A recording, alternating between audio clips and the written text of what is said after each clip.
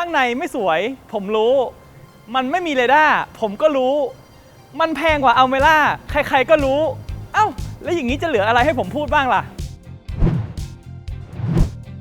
ผมได้สรุปคร่าวๆมาแล้วนะครับสำหรับข้อดีและข้อควรระวังของ Honda City คันนี้ถ้าสนใจเนี่ยสามารถกด pause แล้วอ่านได้เลยครับสำหรับเรื่องราคาก็ยังถือว่าสูงกว่าคู่แข่งแต่ถ้าเทียบกับตัวเขาเองในรุ่นที่แล้วเนี่ยตัวท็อปถูกลง 10,000 บาทและตัว SV ถูกลง 69,000 บาทนะครับพูดถึงเรื่องราคาถ้าคุณกำลังหารถใหม่ลองเข้ามาเช็คราคารถดีลเลอร์โปรแรงหรือรถใหม่ได้ที่ www.carnes.co.th หรือคลิกลิงก์ด้านขวาบนก็ได้เลยครับมันเป็นรถที่มีแรงม้าสูงที่สุดในเซกเมนต์มันมีพวงมาลัยที่คมและตอบสนองเป็นธรรมชาติมากๆแถมช่วงล่างที่สปอร์ตก็สามารถเอามารองรับคาแรคเตอร์ของรถได้ดีมากและผมว่าพื้นที่โดยสารมันกว้างใหญ่และนั่งสบายที่สุดในเซกเมนต์นี่แหละครับคือเอเซนส์ของ Honda City ในเจนนี้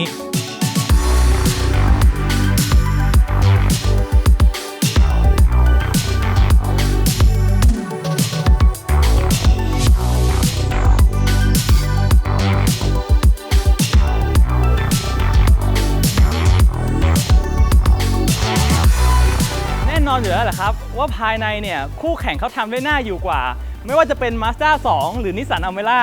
คือถ้าคุณชอบเนี่ยคุณสามารถไปจองได้เลยครับจองกันแล้วก็บอกด้วยนะครับแต่สำหรับใครที่ยังไม่ได้จองเนี่ยให้เข้ามาหาข้อเสนอรถใหม่ได้ที่ www.carnes.co.th เลยครับแต่ถ้าคุณไม่ชอบพวงมาลัยที่ฟีลลิ่งเหมือนตู้เกมหยอดเหรียญไม่ชอบเครื่องอื่นๆที่ไม่มีเทอร์โบและอยากได้พื้นที่โดยสารแถว2ที่โอ่งโถงเนี่ยคุณดูถูกคันแล้วครับสำหรับด้านหน้าเนี่ยถ้าคุณเป็นแฟน Honda อยู่แล้วคุณคงไม่รู้สึกผิดแปลกอะไรครับแต่เผอิญว่าช่วงนี้เนี่ยกระแสต่อต้าน Honda City ค่อนข้างเยอะถ้าคุณเป็นคนกลุ่มนั้นเนี่ยจะบอกว่าด้านหน้าไม่ลงตัวแต่ที่ผมชัวร์ว่าทุกคนจะชอบเนี่ยก็คือด้านบั้นท้ายครับคุณดูสิครับว่ามัน BMW ขนาดไหนแต่เอาจริงๆผมว่าถ้าคุณเห็นรถสวยๆแล้วใจอ่อนเนี่ย Honda น่าจะทำให้คุณใจอ่อนได้มากที่สุดแหละครับในตัว RS คุณได้ชุดแต่งพิเศษเป็นสปอยเลอร์ RS กระจังหน้าสีดำและกริลหน้าแบบฮันนี่คูมไฟ Daytime Running Light มาเป็นมาตรฐานในทุกรุ่นแต่ตัว RS จะได้ไฟหน้า LED และมีไฟตัดหมอกด้วยล้อในตัวท็อปก็จะได้เป็นขอบ 16 นิ้วและตรงนี้เนี่ยผมชอบมากๆเลยครับเส้นกล้ามของ Honda City ที่ลาดไปถึงไฟท้ายด้านหลังไฟท้าย LED ก็มาในทุกรุ่นครับแต่ในรุ่น RS คุณจะได้สปอยเลอร์หลังและดิฟฟิวเซอร์ท้ายลายคาร์บอนที่ติดมาให้ก็น่ารักดีครับและถ้าใครบอกว่าHonda City มันไม่ใช่รถ Eco ก็แล้วแต่มุมมองของคุณเลยครับแต่ที่ Eco แน่ๆเลยเนี่ยก็คือภายในของ City ครับแล้วมันไม่ใช่ Eco แบบ Eco Friendly รักโลกนะครับมันเป็น Eco Economy ชั้นประหยัดด้วย6อย่างที่ผมกำลังจะบอก 1. Headlining หรือว่าบุเพดานด้านบนเนี่ยครับปกติแล้วเขาจะทำเป็นผ้าแต่ในนี้เนี่ยความรู้สึกคล้ายๆกระดาษไฟเบอร์แต่ยังไงก็ตามมันรู้สึกเหมือนลดต้นทุนมากๆครับ 2. ถาดวางของตรงนี้เนี่ยครับผมไม่แนะนำให้วางเหรียญนะครับเพราะว่ามันจะสไลด์ไปสไลด์มาตอนขับรถเพราะนั้นเนี่ยอย่าลืมหาแผ่นยางมาวางกันลื่นด้วยนะครับ 3. เรือนไม้เนี่ยตัวใหญ่อ่านง่ายนะครับทั้งรอบเครื่องและความเร็วแต่ทำไมถึงไม่มีค่าความเร็ว Cruise Control บอกครับระวังโดนใบสั่งที่121กิโลเมตรกันนะครับ 4. งานประกอบคอนโซลกลางเนี่ยเดี๋ยวดูกันเอาเองนะครับหลายคนก็อาจจะบอกว่าอย่าไปโยกมันแต่เวลาเลี้ยวขาไปโดนมันก็โยกแหละครับ 5. ทั้งคนนั่งและคนขับต้องระวังเลยครับถ้าเกิดว่าคุณเป็นคนนั่งพับขาเพราะว่าพื้นของคันนี้เนี่ยค่อนข้างยกสูงการที่จะพับขาเข้าไปเนี่ยจะติดส้นนะครับนอกจากจะต้องคอยเช็ดรอยนิ้วมือที่จอแล้วจอก็ยังไม่ค่อยสู้แดดบ้านเราครับวิศวกรของ Honda บอกว่ามันผ่านเกณฑ์ทดสอบของเขาแต่สำหรับผมเนี่ยมันไม่ผ่านเกณฑ์ทดสอบของ Carnes ครับแล้วก็กล้องถอยหลังก็ไม่ชัดเลยครับที่จริงแล้วจุดอ่อนของ Honda City ก็มีแค่นั้นแหละครับเพราะที่เหลือเนี่ยเรื่องพื้นที่การใช้สอยภายในผมว่าเขาใส่ใจที่สุดในเซกเมนต์เพราะถ้าเราดูคู่แข่งอย่างใน Almera เนี่ยเขาจะทำช่องเก็บของไว้ช่องใหญ่ช่องเดียวเลยฮะเวลาเราโยนอะไรเข้าไปกองกันเนี่ยมือถือหรืออะไรเนี่ยอาจจะเสียหายได้และใน Mazda 2 เนี่ยครับแทบจะไม่มีที่ให้วางโทรศัพท์ด้วยซ้ำมาดู Honda City ฮะมีชั้นลอยตรงนี้เนี่ยที่คุณอยากวางกุญแจบ้านบัตรออฟฟิศบัตรหมู่บ้านกุญแจรถอะไรก็ได้ช่องด้านล่างตรงนี้เนี่ยครับถ้าเกิดว่าคุณวางการลื่นให้มันหน่อยก็โยนเศษเหรียญอะไรได้เยอะแยะเลยฮะและที่โอเคมากๆเหมือนกันก็คือช่องวางแก้วตรงกลางนี้ฮะท ที่ลึกพอสมควรใส่ขวดน้ำ700 มิลได้ไม่มีปัญหาเลยนะครับผมแต่ว่าที่ผมชอบที่สุดในอินทีเรียชุดนี้เลยเนี่ยก็คือร่องตรงนี้ฮะที่เอาไว้เก็บมือถือได้ทั้งสำหรับฝั่งคนนั่งและฝั่งคนขับนี่ฮะคุณดูดิฮะง่ายมากเลยครับผมแต่ช่องเบรกมือตรงนี้เนี่ยต้องระวังเลยนะครับเพราะว่าถ้าเศษเหรียญหรือเศษอาหารตกไปเนี่ยเอาคืนไม่ได้แล้วนะครับจำได้ไหมครับว่าตอนต้นผมบอกไปว่าจุดอ่อนมันก็มีแค่นั้นคือผมขอถอนคำพูดครับการเชื่อมต่อ Apple CarPlay และ Android Auto เนี่ยถือว่าช้ามากเลยครับเดี๋ยวเราไปจับเวลากันดีกว่าครับก็นั่นแหละครับประมาณ10 วินาทีสำหรับ Android Auto แต่มาช้าเนี่ยก็ดีกว่าไม่มีเลยนะครับใน City รุ่นที่แล้วเคยมีที่ปรับสูงต่ำซีทเบลต์มาให้นะครับแต่ในเจนนี้ไม่มี Honda ให้ช่อง12โวลต์มาด้านหลัง2ช่องถ้าใครใช้12โวลต์2ช่องด้านหลังเนี่ยคอมเมนต์บอกให้ผมหน่อยนะครับและด้านหน้าเราก็มี12โวลต์อีก1ช่องและ USB อีก2ช่องครับแล้วก็ในตัว RS ก็จะมากับ Paddle Shifter ด้วยนะครับช่องเก็บของก็ยังไม่หมดแค่นี้ครับเพราะซองเก็บของก็มีมาให้ช่องเก็บใต้ที่พักแขนก็ใหญ่ดีครับแต่ข้อดีหลายๆอย่างของ City คันนี้เนี่ยอาจจะถูกมองข้ามไปได้อย่างเช่นหนังที่หุ้มพวงมาลัยตรงนี้นะครับคือเป็นหนังที่เรียบและเนียนน่าสัมผัสมากๆรวมไปถึงหัวเกียร์ตรงนี้ด้วยซึ่งตรงนี้เนี่ยเลือกวัสดุดีครับเพราะว่าเราจำเป็นต้องสัมผัสทุกครั้งใช่ไหมฮะเวลาใช้รถและอีกอย่างที่ทำได้ดีครับก็คือเรื่องเบาะครับเพราะว่าเบาะคันนี้เนี่ยไม่บีบเกินไปเหมือนในอเมร่าและเนื้อเบาะเนี่ยก็นุ่มนั่งสบายด้วยวัสดุที่เขาใช้เนี่ยก็มีทั้งหนังนะฮะมีหนังกลับแล้วก็มีผ้าด้วยครับผมตรงนี้เนี่ยผมก็ต้องขอบคุณ Honda ด้วยนะครับที่มีที่พักแขนมาให้ผมและอย่างแอร์เนี่ยเราก็ได้เป็นแอร์ออโต้เรียบร้อยแล้วส่วนลูกบิดเนี่ยผมว่าวัสดุก็พรีเมียมเหมือนกันนะครับใช้งานแล้วรู้สึกดีพรีเมียมกว่ารถหรูแบรนด์รองบางแบรนด์ซะอีกและในตัว RS เนี่ยเขาก็จะตัดเย็บได้สีแดงรอบๆคันให้เราด้วยนะครับและกระจกออโต้ใน Honda City เนี่ยมีเฉพาะฝั่งคนขับเท่านั้นนะครับแต่ดีมากๆเลยที่ออโต้ทั้งขาขึ้นและขาลง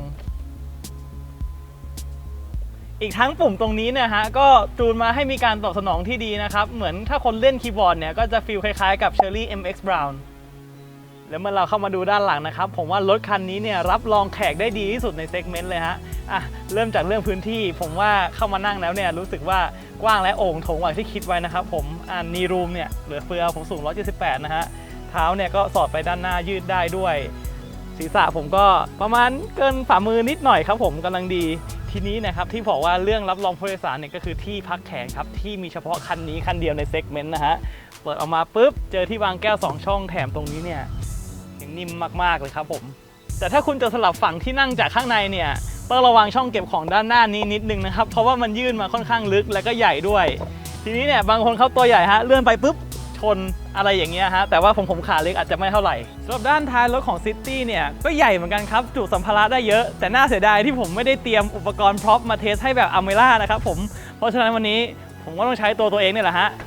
ผมสูง178น้ำหนัก80นะครับก็เข้าไปนอนได้พอดีเป๊ะเลย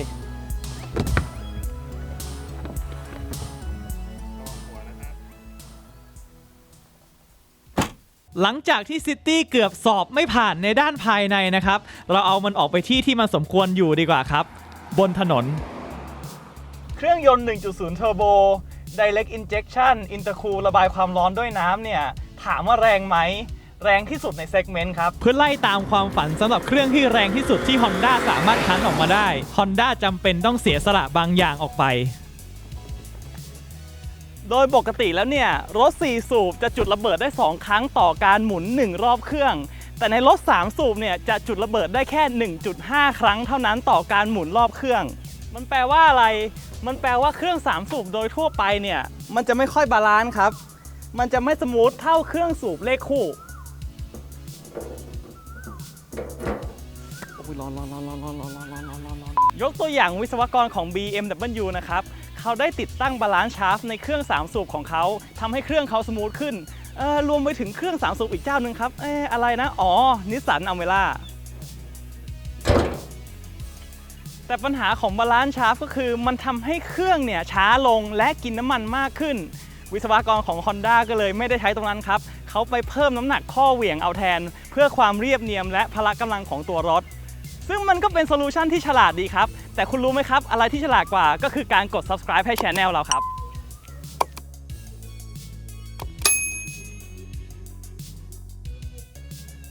รื่องแรงที่สุดในเซกเมนต์แล้วแฮนด์ลิ่งเนี่ยดีที่สุดในเซกเมนต์ด้วยหรือเปล่า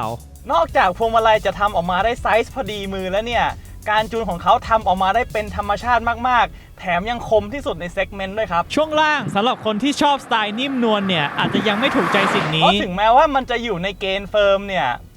มันกระแทกไม่สะดุ้งแล้วสำหรับความเร็วที่เร็วผิดกฎหมายเนี่ยมันสามารถเข้าโค้งอะไรแฮนเดิลได้ไม่มีดราม่าเลยครับ